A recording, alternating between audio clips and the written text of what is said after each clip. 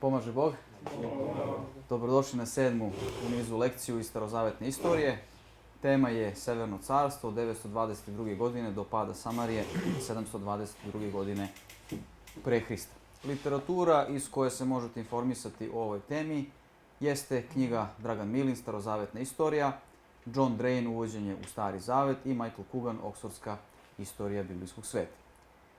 Kada govorimo o izvorima za istoriju Severnog carstva, moramo reći da, kao što smo i u prethodnim lekcijama to pominjali, sada se možemo mnogo više osloniti na biblijski tekst, zato što postoji mnogo više istorijskih svedočanstava o tim vremenima koje su sačuvane u biblijskom tekstu, i to su pre svega prva i druga knjiga o carevima i prva i druga knjiga dnevnika, i to su naravno periodi kada se u toku razvoja carstva i monarhije razvija i sama pismenost, te naravno dolazi do mogućnosti da se neki događaji mnogo detaljnije i bolje zabeleže u ovom periodu nego što je to u slučaju knjige o sudijama, knjige izlaska i knjige Isusa Navina. Osim onoga što je zanimljivo u vezi sa biblijskim izvorima, treba reći da postoji brojni vanbiblijski istorijski izvori koji prate ovo vreme, a to su pre svega hronike, zapisi, natpisi sirijskih i asirskih careva, što znači da postoji još obilje materijala vanbiblijskog koje nam potvrđuje mnoge događaje iz ovoga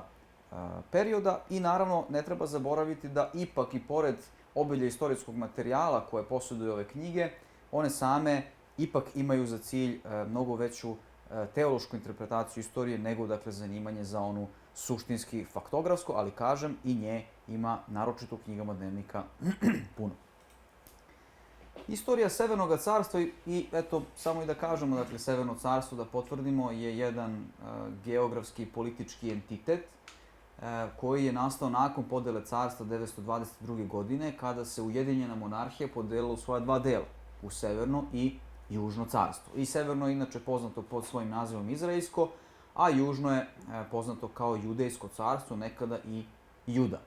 Ono što je zanimljivo na samom početku jeste taj sukob između Jeroboama i Roboama, odnosno vidimo Roboama kao jednoga naslednika Solomonovog koji ipak bio nekako ne sasvim upućen u način pravoga i mudroga vladanja i nedorastao toj situaciji, gde je Jeroboam kao predstavnik severnih plemena i bivši poreznik u stvari bio jako svestan da su ljudi u vreme Solomonovo živjeli teško, to jest da su brojni Solomonovi graditeljski poduhvati koje mi hvalimo opet imali neku svoju pozadinu koja je ipak uslovila jedno teže socijalno stanje u Ujedinjenoj monarhiji. Tako da je Jeroboam došao pred Roboama sa predlozima da se te stvari reše, ali Jeroboam je reagovao kao jedan tako razmaženi i surovi monarhista koji nije želeo da sasluša predloge svojih podanika, i to je naravno vodilo ka podeli carstva. I zato je ključna ta 922. godina koja u stvari je početak urušavanja te Ujedinjene monarhije koja skoro nikada nije posle toga doživjela dane stare slave kao to bilo za vreme Davida i Solomona. Osim toga, u to vreme, naročito pod Jeroboamom, poznati su nam neki momenti širenja idolopoklonstva. Naime, Jeroboam je, da ljudi ne bi išli u Jerusalim na klanjanje, odnosno na poklonjenje Jahve u hramu Gospodnjem koji je izgradio Solomon, on je rešio da neka drevna svetilišta koja su imala svoju veliku ulogu poput Dana i Vetilja na neki način reaktualizuje tako što će tamo izgraditi zlatne telce. I sada on čak nije ni bio svestan da je pravljenjem zlatnih telaca kršio neku zapovest. Dakle, on je mislio da će se ljudi zapravo klanjati Jahveu kroz lik zlatnog teleta, što naravno, sama zapovest iz Dekaloga, što krši naravno zapovest iz Dekaloga, ali toliko je daleko išlo jedan potez tog sinkretizma, odnosno mešanja religijskih predstava, da ni sam Jeroboam prosto nije bio svestan kolike će trajne posledice imati ovakav njegov čin, i ti zlatni telci će biti vrlo često pominjani u biblijskom tekstu kao jedna opomena zbog koje su se mnoge loše stvari desile u Severnom carstvu. Mi ćemo tokom ove lekcije mahom se usredsrediti na dve velike dinastije koje su usledile nakon Jeroboama, a to su Amrijeva i Jujeva dinastija, i prvo ćemo se pozabaviti Amrijevom dinastijom koja je vladala od 885. do 841. godine. Njen načelnik je bio Amrije, koji je bio predstavnik vojnog establishmenta i koji je na presto došao u jednom takođe groznom vojnom puču. I vidjet ćemo, kao što smo to i ranije govorili, da postoji različito shvatanje carstva u Judeji i u Severnom carstvu. Judeja je imala taj kontinuitet dinastije upravo zbog mesijanskog obećanja datoga Davidu, dok Severno carstvo, vidimo, je bilo puno tih različitih shvatanja u kojem naravno nije postojalo mesijansko obećanje vezano za dinastije Severnog carstva i gde su se političke prilike u stvari surovo realizovali, i to najčešće od predstavnika vojnog establishmenta, i to ćemo vidjeti kasnije i u slučaju Julja. Inače, Amrije je opet nekako želeo da dostigne dane stare slave kakve su bili pod Davidom. On je ustanovio Samariju, to jest grad koji je izgradio nanovo, i vidimo dakle ostatke Amrijeve i Ahavove palate u Samariji danas. I nekako je želeo da taj prostor, kako da kažem, bude tačno u centru svih severnih plemena, da ih na neki način ujedini i pokaže jednu centralizaciju koja će im biti korisna prosto u državi, i uspostavio je nešto slično Solomonu, niz diplomatskih i trgovačkih veza koje su omogućili jedno ekonomsko napredovanje i prosto čitava roba koja je iz prostora Fenikije dolazila na prostor Palestine se onda distribuirala ka Egiptu, Arabijskom poluostrvu i Mesopotamiji, a ova dobra trgovačka veza je poticala iz toga što je toga feničkog cara Etvala ćerka bila udata za sina Amrijevog, odnosno Ahava, koji je bio oženjen tom ženom koja se zvala Jezavelja. I naravno to je donelo jedan ekonomski prosperitet u to vreme u Severnom carstvu, ali je naravno bilo povezano i sa tim da, iako je u to vreme, kako da kažem, po svim nekim shvatanjima se dosta gradi, dosta se pravi, postoje neke palate i slično, običan narod je vrlo teško živo, i to nam govore nam neke situacije iz života proroka Ilije, iz života proroka Jeliseja, koji pomažu narodu, i naročito nam je delovanje proroka Ilije značajno za vreme cara Ahava, Amrijevog sina, koji je nastavio politiku svoga oca. I prorok Ilija u stvari pokazuje kroz brojna čuda, umnoženje hleba i ulja, isceljenje vode i hrane i tako dalje, da Bog nije tek tako dakle neka bezlična sila koja se nalazi i negde udaljeno od svog naroda, nego šalje svoga proroka da se konkretno nađe u nevolji svakom njegovom pojedincu kada se on nalazi u nevolji, i naravno nagoveštava samim carevima da tu postoji problem, dakle jedna velika kritika se kroz proroke vrši prema tekućoj, dakle prema aktuelnoj vlasti. I naravno prvi sukob je izbio oko Navutejevog vinograda. Na ovoj slici vidimo Jezavelju, koja je dakle jedna princeza, sva je u najboljoj nošnji svog vremena kao i car Ahav. Vidite proroka Iliju koji je jedan pustinjak, oskudno odeven, i on se zalaže za Navuteja, koga je ta Jezavelja zapravo mučki ubila tako što mu je podmetnula lažno svedočenje, i na jednom sudskom procesu je uspela da otme zemlju, da je da svom mužu, i u stvari je pokazala taj paganski mentalitet koji je dolazio iz feničke države, da se oni ponašaju kao staroorijentalni despoti, dok je Ahav ipak imao neku vrstu, makar onako suptilne jedne bogobojažljivosti, kada je prvi razgovarao sa Navutejem i ovaj odbio da mu da vinograd za neku kompenzaciju.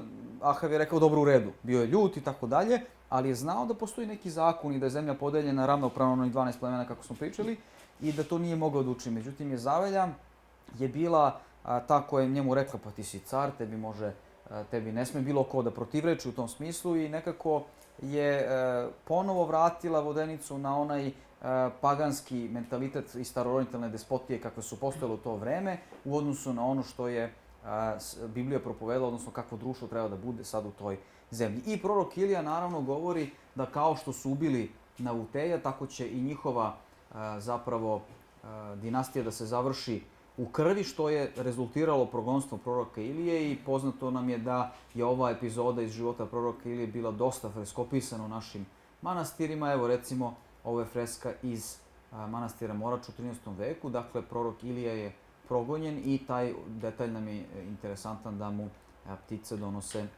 donose hranu. Još jedan važan podatak u vezi sa prorokom Ilijom i sa njegovim delovanjem jeste činjenica onoga događaja na Karmilu kada je on nasuprot 450 valovih proroka uspeo, dakle samo je njegova žrtva bila spaljena, odnosno Gospod je spalio žrtvu. O čemu se tu u stvari radi? Pa, kao što smo to govorili u vreme sudija, da se pojavilo to galopirajuće idolopoklonstvo, ono je bilo još naročito karakteristično u doba Ahavovo. Naime, ljudi su, Izraelci, počeli da primaju dosta hananskih običaja jer su bili vezani za zemlju i sad u nekom trenutku pomislili su, pa dobro, ne bi bilo toliko strašno da oni podnesu nekom hananskom božanstvu nešto malo, da njima bude plodno i slično. Ono što je hteo prorok Ilija događajem na Karmilu da pokaže na očigled čitavog Izraelja jeste da je Jahve taj Bog koji ih izveo iz Egipta, isti onaj koji se brine za plodnu zemlje, za kišu, za oluju, za davanje života toj zemlji, da se on za nju brine i da ne treba da se obraćaju hananskim bogovima i Valu i tako dalje za tako nešto. A to nam u stvari pokazuje koliko je, kako da kažemo, krh bio taj monoteizam koji je bio tek uspostavljen. Jer ljudi su u to vreme verovali da svako božanstvo ima neki svoj reon delovanja i ukoliko, naravno, postoji, na primjer, za poljoprivredu je bio taj Val, a sada Jahve je bio onaj koji nas izveo iz pustinje i tako dalje. Dakle, u njihovoj svesti oni nisu negirali Jahve i njegova spasenska dela iz prošlosti. Ali su, nažalost, promovisanjem Vala i obdržavanjem kulta njemu u stvari nastavljaju da poštuju božanstvo koje je demonsko, dakle koje ne postoji, koje je pagansko. I u tom smislu prorok Ilija tu pravi, kako da kažemo, spoj te predstave gradeći jednu širu sliku monoteizma.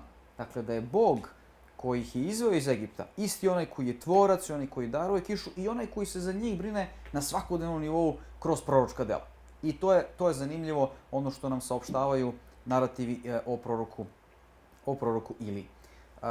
Koliko je, recimo, su ove pripovesti o proroku Iliji i Eliseju bile nekako značajne, imamo i da se one pominju, to jest da se oslikavaju vrlo detaljno na Jesejevom stablu, odnosno na fresci iz manastira Dečani iz 14. veka, gde vidimo proroka Iliju koji, uznešen ovim kočijama ognjenim na nebo, daje ipak svoj plašt Eliseju koji je tražio da primi dva dela duha Ilijinog i vidjet ćemo da je to što je primio Elisej zapravo bila dvostruka blagodat koju je čak i sam Ilija imao i to ćemo vidjeti koliko su zapravo čuda koje Elisej činio u stvari bila na neki način veća, odnosno duplo intenzivnija nego proroka Ilije. I isto kao što je u slučaju i sa prorokom Ilijom, prorok Elisej kroz svoje delovanje pokazuje nekoliko bitnih istorijskih i teoloških momenata. Naime, prvo, ne samo da on potvrđuje ono što je i kod proroka Ilije činjenica, da se Jahve brine za svoj narod i da je kroz proroka on prisutan u svakodnevnom životu, nego u sceni kada on pomazuje Azajla, sirijskog cara, za koga vidi kakve će sve zločine da učini njegovom Izraelu. Pokazuje se da je prorok samo jedno sredstvo u ostvarenju Božjeg nauma u istoriji. Naime, on čak i toga Azajla koji će biti veliki krvnik Izraelju, na neki način blagoslovi da bude car, čime pokazuje da Bog ne samo da upravlja istorijom sopstvenog naroda, nego kroz svoj narod vodi istoriju čitavog sveta ka spasenju. To jest, kroz delovanje proroka Eliseja se pokazuje da drugi narodi poput Sirijaca, kasnije Asiraca i tako dalje, Egipćana, imaju svoju ulogu da odigraju u ovoj starozavetnoj istoriji, da se ona dešava po Božjem promisu, da je gospodar istorije. To je jedan veoma važan podatak koji mi često nekako previđamo, fokusirani smo prosto na izabrani narod i na njegove uloge, ali kada Elisej pomazuje tog Azajla i kada isceljuje sirijskog vojskovođu Neemana, vidimo prosto, ili vaskrsava Sunamkinog sina, vidimo da se on brini za druge narode i da oni imaju veze sa ispunjavanjem njegovog promisla u istoriji spasenja. I konačno, Jahve preko svoga proroka pomaže Izraelju da se spasa od spoljnih neprijatelja tako što preko njega Elisej, odnosno prorok, ukazuje izraelskoj vojsci na brojne zasede koje im sprema, recimo, sirijska vojska. Kakve su bile spoljno-političke okolnosti Severnog carstva tokom Amrijeve dinastije i kasnije početkom Jujeve? Pa dobrim delom tog vremena 9. veka pre Hrista je intenzivno prisustvo bilo Sirije, koja je tada, ratovala sa severnim granicama i vidimo da Jahav upravo umro u jednom ratu sa Sirijcima. Međutim, sa istoka se pojavljuje nova sila koja će ugroziti Siriju i pružiti nekako malo predaha samome Izraelju, ali koji je također bio kratkog daha jer su asirske ekspanzije na zapad prosto opet dovele do tlačenja Severnog carstva. I naravno Asirsko carstvo, kada o njemu govorimo, treba reći i nešto o tome. Vidimo da je to u stvari jedno veliko carstvo koje poput Egipta imalo svoje periode uspona i padova i periode i starog i srednjeg i novog carstva i sa svojim sedištem je jedna velika civilizacija koja je nastala i oko 2000. godine pre Hrista i prosto se najviše razvila u drugom milenijumu pre Hrista sa jednim, dakle, još periodom najveće ekspanzije tokom prve polovine prvog milenijuma pre Hrista. I ono na čemu je ležala njihova ekspanzija jeste jedna militantna, užasna militantna ideologija koja je postojala i kojoj su se oni prosto povinovali kao jednoj osnovnoj disciplini koja je omogućila njihovu ekspanziju. Tako im je bio uređen i državni aparat, skoro po nekom vojničkom principu. I jedno neprestano pljačkanje i osvajanje tuđih teritorija je bilo ono čemu su se, kako da kažem, čime se Asirsko carstvo pumpalo u svom, da kažemo, tom osvajačkom elementu. I tako mnoge ekonomske stvari koje su kasnije dovele do kolapsa Asirskog carstva na neki način potiralo tako što su uvek postojalo novo osvajanje i kada više nije bilo tih osvajanja, jednostavno nisu mogli da obdrže više državu. Ono što je isto tu važno za Asirsko carstvo reći da kada su osvajali neke teritorije, oni su sa tog mesta deportovali sve narode u drugi krajeve svoga carstva. Dakle, imali su užasno surove metode vladanja i njihova militantna ideologija, to treba također reći, je bila, kako da vam kažem, religijski utemeljena. Naime, njihov glavni bog, nacionalni, koji se zvao Ašur, je zapravo prema shvatanju Asiraca bio neko ko je na nebu napravio neki poredak, isto ratom. I asirski car, koji je njegov predstavnik na zemlji, ima božanski zadatak da širi čitavu Asirsku imperiju i da malim narodima poput Judeje donosi neku napredniju ideologiju i da ih na neki način inkorporira u svoju imperiju. Sad vidite jednu užasnu ideologiju koja se, pa ja bih rekao do dana današnjeg u velikim imperijama proširuje, da one uvek žele male narode da pokore da bi im one pokazale kako je zapravo Bog na njihovoj strani.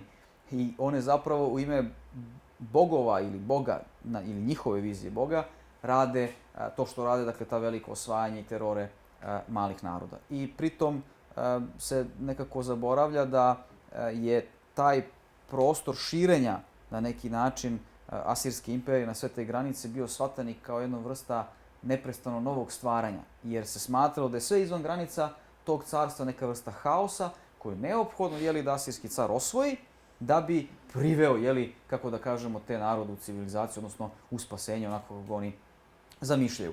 I naravno brojne statue koje i natpisi, zapisi iz ovoga vremena oslikavaju tu njihovu carsku ideologiju. Njihovi carevi imaju duge brade, dakle simbol su tih velikih ratnika, nose mačeve i žezla, odnosno žezle gde pokazuju da su svi pastiri čitavog čovečanstva i tako dalje.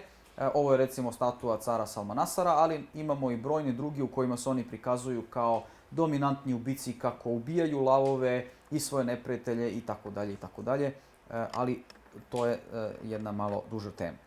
U svakom slučaju, uspon Asirije se dešava i tokom Jujeve dinastije, a jedan ovako, kako da kažem, krvavi spoljno-politički okvir se i na unutrašnjem izraelskom okviru na neki način ogleda.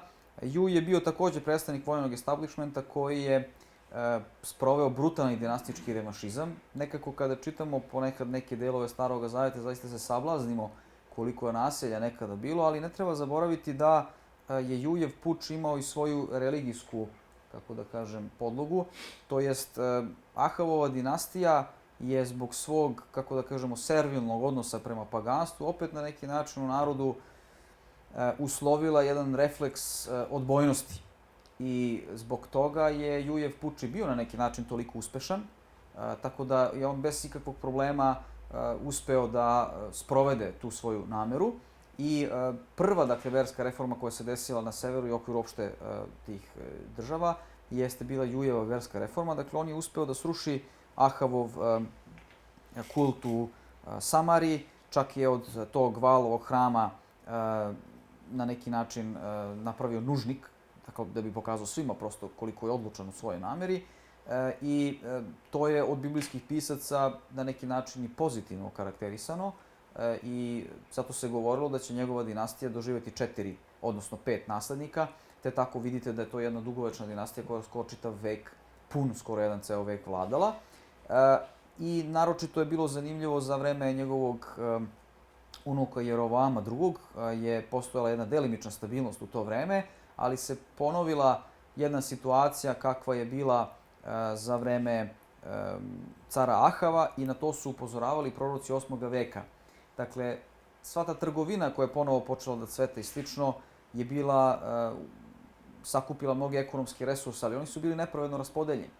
To jest, proroci su stvari govorili koliko je, na primjer, neki bogataš uspevao u nekoj sudnici da kupi za sebe neki sudski proces i tako dalje. Kaže, prorok Amos, recimo, prodaju siromaha za jedan opanak. Znači, za par obuće čoveka prodaju i tako dalje. Ili mu uzimaju kamatari, dužnici, bankari mu uzimaju odeću i slično. Dakle, neka situacija koja nam govori da je običan narod teško živeo dok su se neki slojevi izraelskog društva bogatili i da je korupcija izuzetno vladala u tom nekom činovničkom i čak i svešteničkom staležu. Treba, ono sam zaboravio za Juja prethodno da kažem, da je spoljna politička situacija bila toliko teška da je Juj ipak morao da gaji jedan vazalni odnos prema Asiriji i vidimo ga ovde kao jedinoga judejskog cara koji je, odnosno izraelskog cara koji je kleknuo pred drugim carem, a da je naslikan na nekom reljefu van biblijskom, na kojem je prikazan asirski car sa svim svojim vladarskim insignijama i judejski car u nekom svom poniženom položaju. Konačno, nakon Jerovoama II, sve ono što su proroci govorili da će zbog te korupcije i nepravednosti u društvu doći, obistinilo se tokom pada Samarije 722. godine. Poslednje decenije pred pad Samarije su takođe bile veoma teške, brzo su se smenjivali vladari i bili su ubijeni u mnogim prevratima i samo društvo bilo podeljeno između takozvane proegipatske i proasirske stranke, odnosno bilo onih koji su želeli da se uz egipatsku pomoć na neki način odmetnu od ovih Asiraca, ali to je bila jedna, kako da kažemo, vrlo bleda težnja, jer Asirci su tada bili na vrhuncu snage. Njihov, kako da kažemo, zahvat na Samariju, koja je odrekla svoju vazalnu poslušnost, je bio brutalan. Oni i svedoče to na nekoliko svojih izvora, znači na svojim stelama i na natpisima i slično, tako da brojni van biblijski izvori potvrđuju ove biblijske događaje i biblijski tekst nam u stvari govori zašto se sve to dogodilo i možda je najzanimljiviji jedan od ovih stihova koji kaže iz 17. glave 2. od Carevima od 18 do 20. Zato se Gospod razgnevi vrlo na Izraelja i odbaci ih od sebe, te ne ostane nego samo pleme Judino. Zato Gospod povrže sve seme Izraeljevo i muči ih i predade ih u ruke onima koji ih plene, dokle ih i odbaci od sebe. Dakle, ostaje samo Judino i Levitsko pleme dok 10 severnih plemena nastaje i tako je i postanak onih Samarijana koje znamo iz Svetoga pisma, koji nisu u dobrom odnosu sa Judejima, jer kao što sam na početku pomenuo, Asirska imperija je imala za cilj da deportuje stanovništvo iz toga kraja, da ga odvede u neki, da ga raštrka u druge delove carstva, a tu su doveli neke nove narode koji su opet doneli svoj običaj. I tako su se Izraeljci u Severnom Izraelskom carstvu sa njima pomešali i nikada više nisu mogli da imaju tu čistotu vere monoteističke kao što je to bio slučaj u Judi. Tako da vidite da te tenzije traju, dakle, sve do novozavetnog doba, dakle, sami Gospod kada razgovara sa Samarijankom, on joj kaže da nije dobro dati hleb od dece i baciti ga psima. Dakle, vidite da kako da kažemo, ta tenzija stoji sve do novozavetnog doba. I konačno, za sam kraj ove lekcije je jedna teološka poruka izveštaja o Severnom carstvu. Naime, sama korupcija u društvu i bezobzirnost careva, njihova pohlepa ili dinastički revanšizam je dovodila do jedne nestabilnosti monarhije. Korupcija svih državničkih struktura, odnosno sudija, svešteničkog staleža i drugih savjetnika, recimo carskih, je dovela do toga da su oni najslabiji, najsiromašniji u društvu bili još više potlačeni, da su se bogatili oni bogataši i ispunilo se za Severno carstvo ono što su svi proroci 8. veka u stvari govorili, da društvo koje je ogrezlo u grehu mora propasti i da oni koji su toliko uznapredovali u tome više nemaju nade za povratak, nego ipak se takvi sistemi, nažalost, ruše u jednom užasnom scenariju kao što to bio pad Samari. Time bismo završili. Ja vam se zahvaljujem za pažnju i vidimo se sljedeći čas.